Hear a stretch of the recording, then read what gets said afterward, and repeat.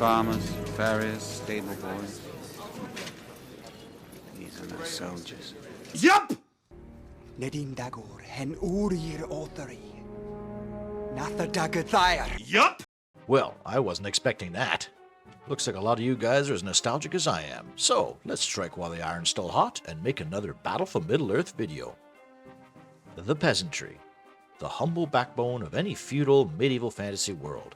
Often depicted as dopey, cowardly, but loyal and hardworking. What did they steal? Only a turnip. Come on.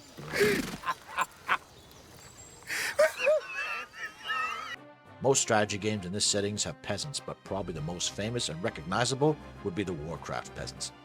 From pacifistic rock and roll stars to goofball mustachioed men to a 3D version that can call to arms and drop their tools for weapons. These guys have evolved over time. But there are a group of peasants that rise up to fight when their country needs them.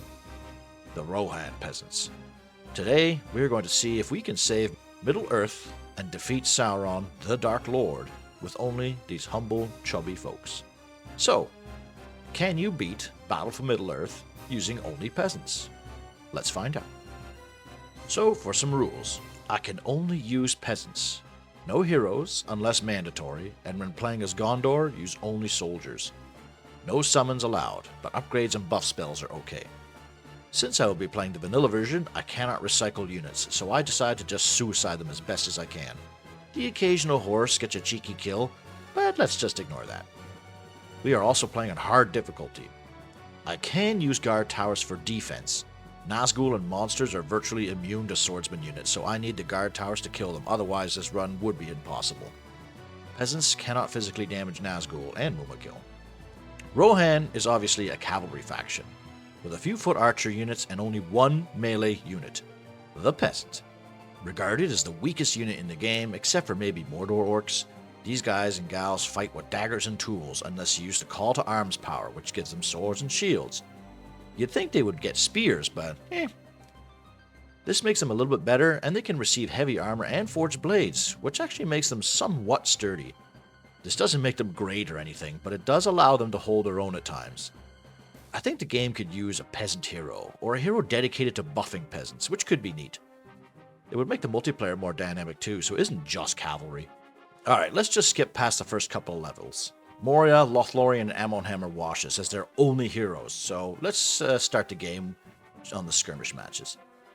So, on to the skirmish filler maps. This game is very stingy on command points and population, so I will focus on territories that add those. Resources I'm not too worried about right now. Since peasants are trained from the default resource building, I will always have mostly farms. This, I suppose, is the best thing about peasants, is that you can mass them fairly quickly. Since farms are your basic resource building, you will have loads of them, and are able to trade peasants for 100 bucks from each of them, including the outpost farms, giving you some proxy potential. The first mission is actually tricky because you have no upgrades for your peasants yet, so just the arming spell and a small pop cap of little old folks. I try to focus the production. The enemy will never stop producing, so fighting them in open battle on this map is just too slow.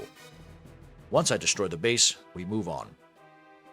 Here is where we can name our brave peasants. So the chat all gets one. Let's see if any can survive the whole campaign. If their peasants die, I name them again. So on and so forth. A couple more skirmish matches and we meet our first big threat. Wargs. These guys wreck peasants as they charge and are quite tanky. This brings me to a point. All RTS games are built on a basic rock, paper, scissors. Unit rock beats unit scissors, etc. But what makes certain games a little bit more dynamic is superior numbers and skill should allow for a bit of safety against your counter. So siege tanks counter marines. But if you split marines up, use proper flanks, and have enough of them, you should be able to defeat their counter. Battle for Middle-earth does not do this well. Yes, I can kill the wargs, but I lose dozens and dozens of peasants, and that is when the enemy does not continue microing. If this was a PvP match and the player kept microing the wargs, he could probably kill my entire army with a handful of them. We will see later, for the most part, that scissors cannot beat rock. We're able to level up our peasants a bit here, and this will help. I do not know exactly what happens per level up. Some folks in the chat said health, damage, and armor, but I couldn't find the exact numbers. When units get to above level 5, they do get very good though, peasants included. I do not want to lose my brave chat peasants. Eaves of Fangorn. We start with cavalry here, lame. There is a blank outpost I can capture though, so let's grab this and send the horses to their deaths. I need the command points.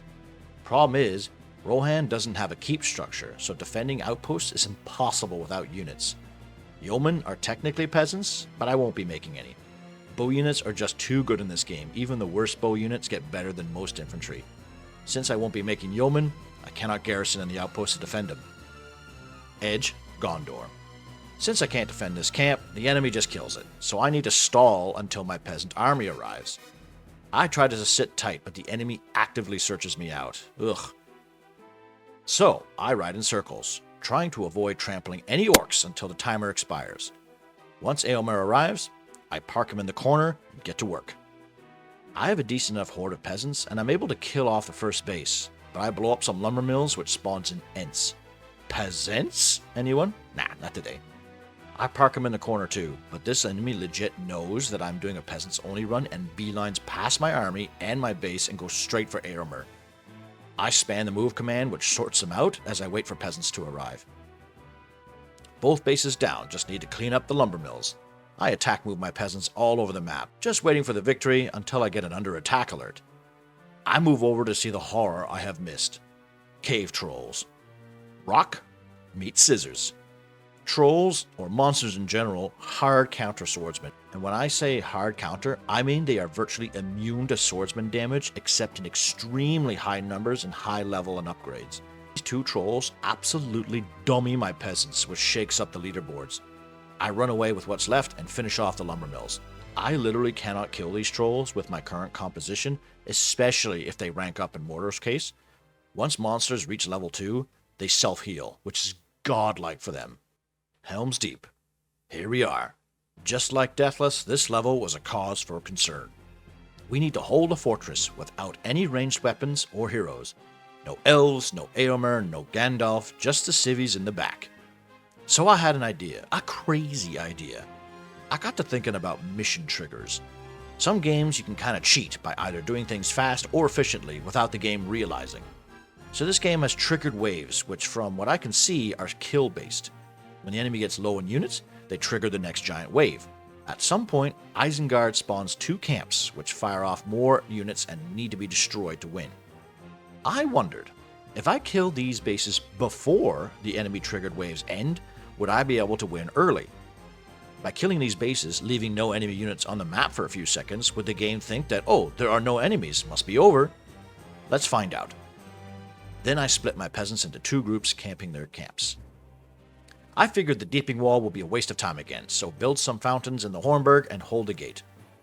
Crossbows will be the annoying enemies here. So, it's time.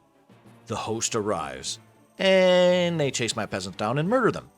It turns out they don't spawn the camps until the second triggered wave, and I can't hide anybody anywhere to wait for the waves to pass as I sneak in and kill their bases. The AI is just too smart here. So, it's just going to be an all-out fight. I am positioned inside the Hornburg. The map has statues already here for leadership, so I built fountains to keep heals up. Unfortunately, the enemy can cheat here and shoots me through the wall. Come on, EA, fix your goddamn game.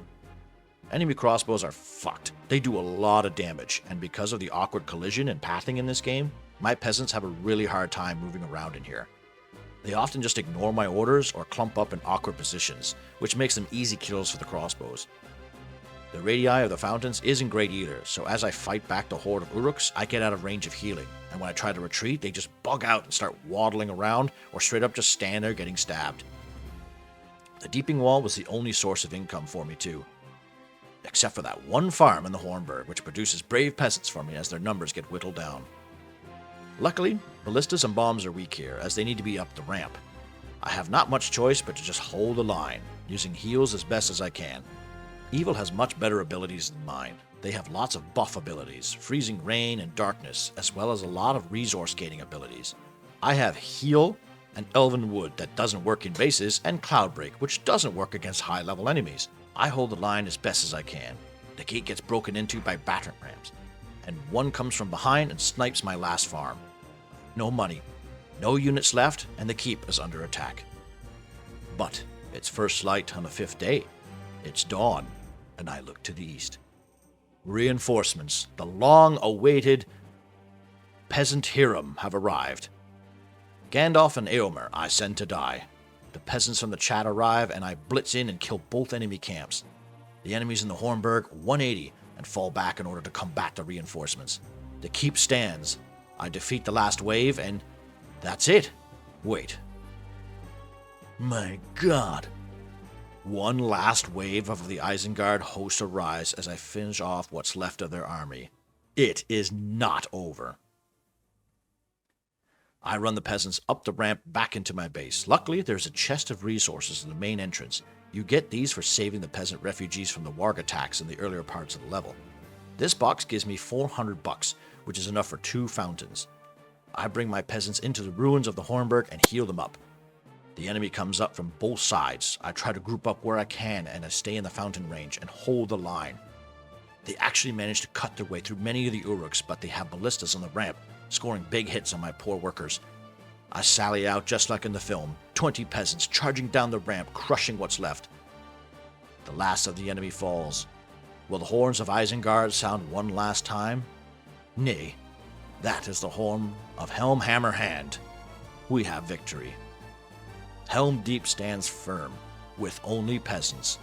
That was one of the most intense battles of my life, and I am a peasant in real life. After a few hours of sweat, blood, and lots of dead peasants, we can breathe easy. Many members of the old guard survived the battle too, grizzled veterans. With over 500 dead peasants in the wake, hail the victorious dead. Isengard, no peasants here. Cheese the map with Ents and move on. We play as Gondor now, which means no peasants, but I decide swordsmen only. And Gondor soldiers at times feel even weaker than peasants, especially against Mordor. So, camp Faramir and the hobbits here and start producing. Luckily, the pool of Ithilien allows me to make swordsmen. I build up a bunch and move them out. Haradrim are shockingly good here. They always seem junk when I use them, but bruh, these guys almost one-shot my soldiers and are fast, so like to run away. I secure the first area, and remember that if I kill the last Mordor base, I skip the convoy, so that's my target. I bring swordsmen up to see if I need to kill this Mumakil. It actually isn't hostile, and is only used to showcase the fire rampage gimmick, so I can ignore them. This is where I realize that swordsmen are not good against Mumakil, as in they do virtually no damage. I have a horde of swordsmen, and I'm feeling confident against last camp. That is until I see the one unit other than Mumakil that will brick my run. Trolls.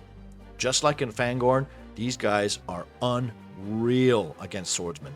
They absolutely trash these soldiers. One troll kills what must have been 90 soldiers before getting to critical health. This troll then levels up.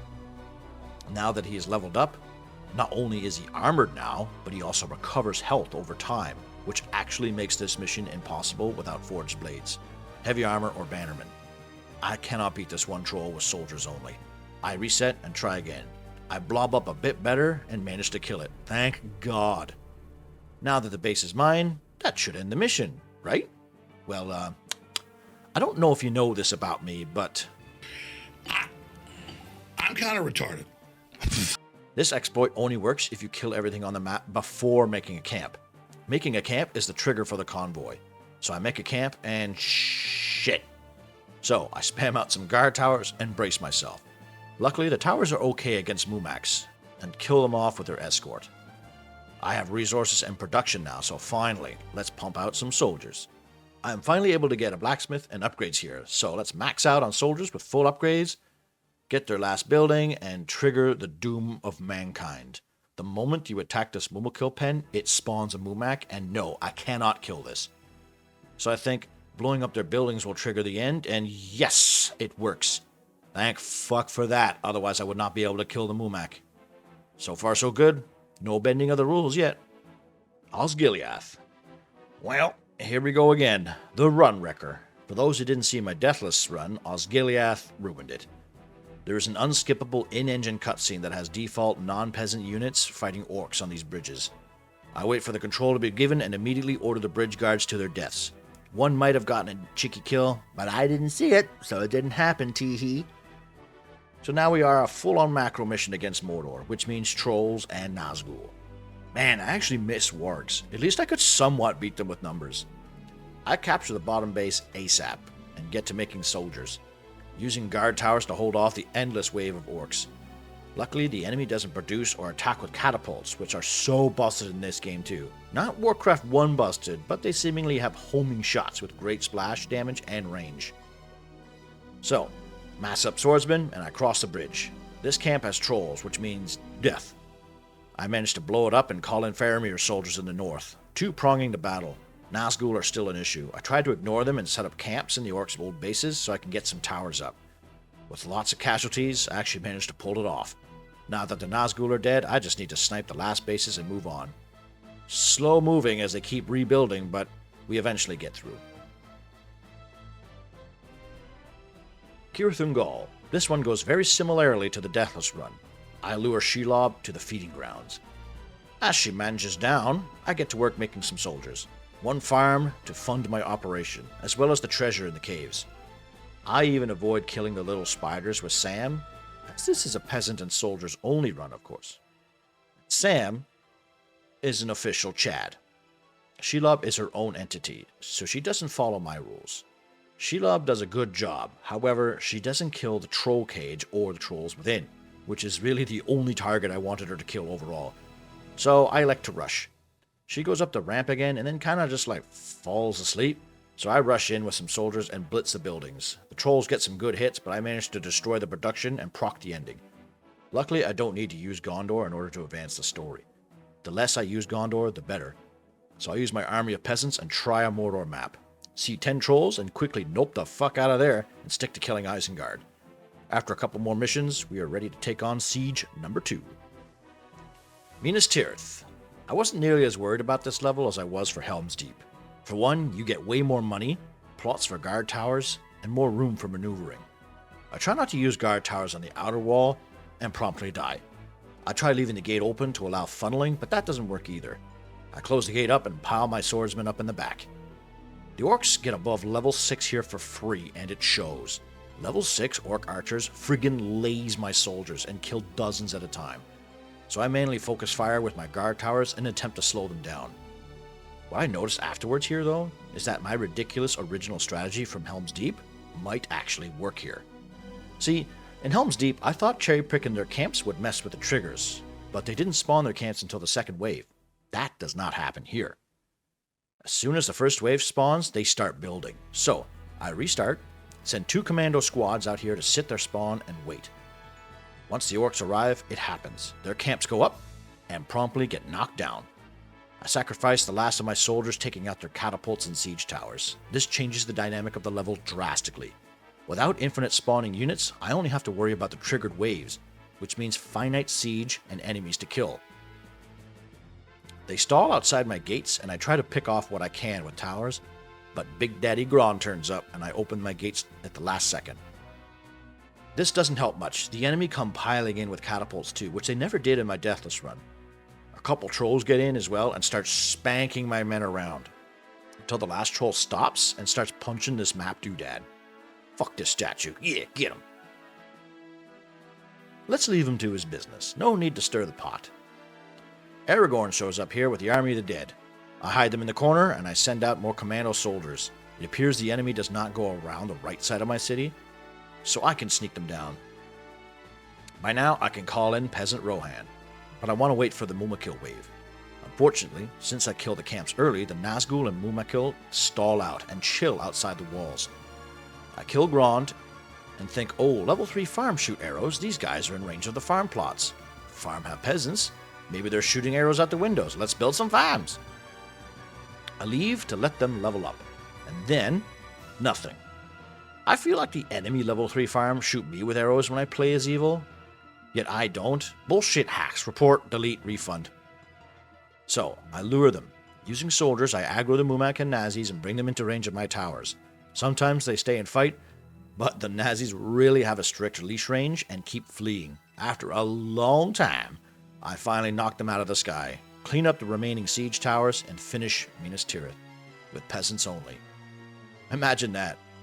The great charge of Rohan. Peasants with farming tools. So on to the final level. Almost. There's a necessary skirmish battle before we access the Black Gate, and that's called Dagorlad. This is the enemy cheats at its worst. It's an 8-player map with camps, and the enemy starts with 4 of them, and spam out units to all corners of the map. They will conquer every plot in this map and spam every unit. It's a big, stupid game of ring around the rosy, blowing up bases, capturing bases. I got 7 out of 8, and the last camp is, of fucking course, a troll camp, like 10 armored trolls, and they completely wipe me. I reset and lure them to the camps with towers. We kill the trolls and finish off the last base. The Black Gate.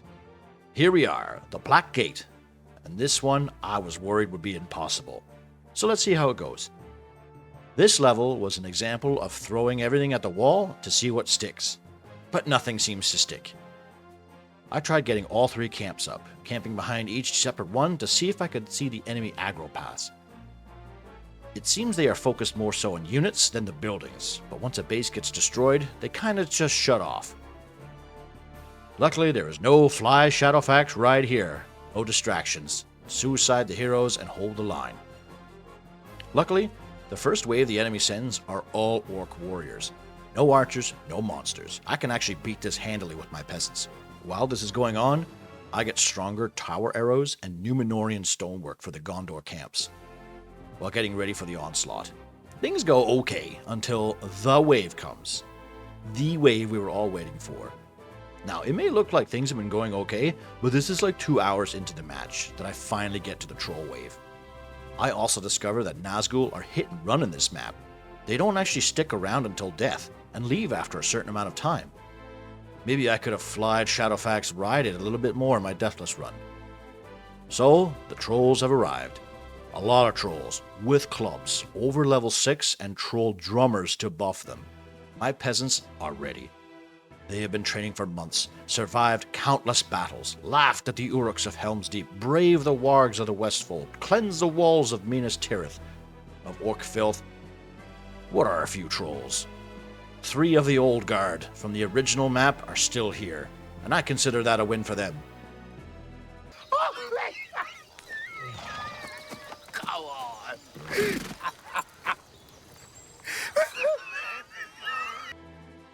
Needless to say, they splatter my high-level peasants in one hit, like 15 dudes per swing.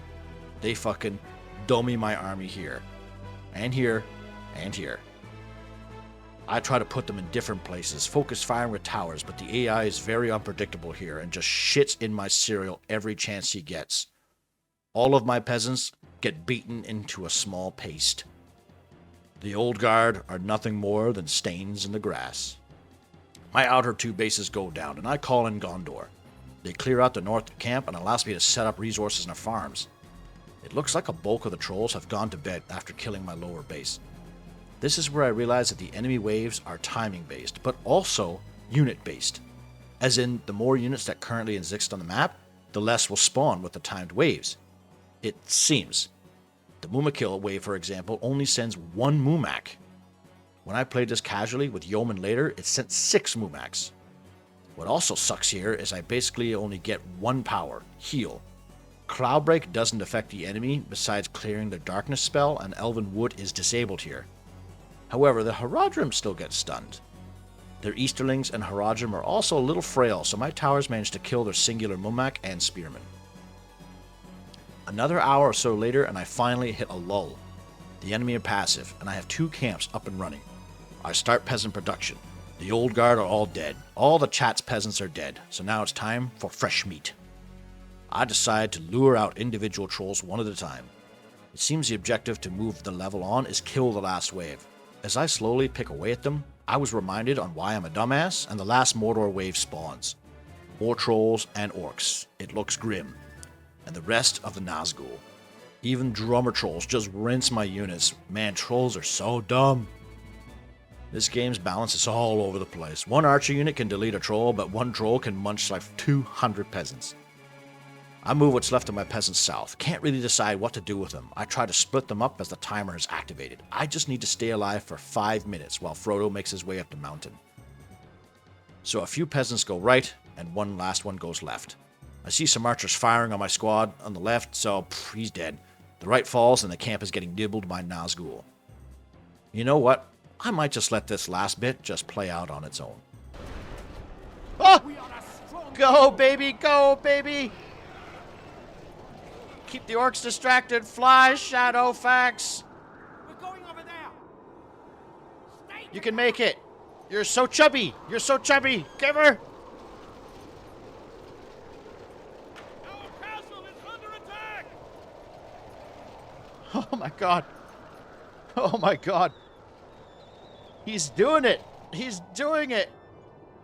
Can I? Oh no. No, I can't cross. I can't cross. Stay together. Or can I? Oh yeah, I can. Okay. Stay together. Carl! You just 1 minute and a half, 1 minute 20 seconds, Carl. We're going over there. Come, people. Carl, keep going. Quickly now. Don't get in range of their archers, Carl. Stay together. Come, people. This is unbelievable. Carl's gonna win it. We are called. Carl, literally Carl. This way, my friends. That's what Carl looks like. He's a little chubby guy, Stay together. little chubby peasant. We're going over there. Come on, Carl. Let's go. Looks like the coast is clear. Let's go. Get some where's Carl emojis? There you go, Maces. You got it. They need us over here. Oh my Stay god. together. His cardio. Carl's cardio. Need us over here. I can't piss off that troll. Oh! Stay together. Clever orcs. Clever orcses. This way, my Come on. friends. 24 seconds. Stay together. 20 seconds. Quickly now. We're going over there. I'll get the heal ready for like a dire emergency. Now. We are It's gonna be like, I think we got it. I think we got it. Stay together. I think we got it. We're going over there. Carl squad for the win! This victory will long be remembered. We have done it. How perfect is this? The entirety of Middle-earth is saved down to the wire by one peasant. Carl. All the peasants that came before him, the underdog, the out of shape, the hero. One peasant to rule them all. But let's not forget those who gave their blood for this victory.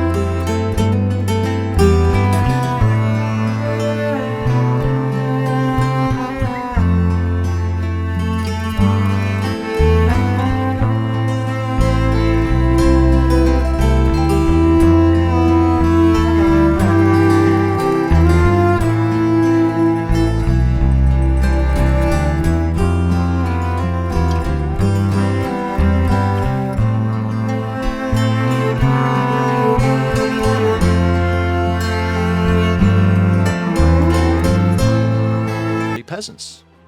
We only needed just one. I like to think he went home to his farm, humble and proud, to no celebration, no medals, just the knowledge of knowing he was the reason all the races of Middle-earth can live in peace. Thanks for watching. What a perfect ending to this run, to start with a horde of peasants, to end with one grain of rice. Next I might try Uruks and Orcs only, so stay tuned for that. Thanks for watching. My Battle for Middle-earth Deathless video performed way better than all my other videos, and it's all thanks to you. See you next time.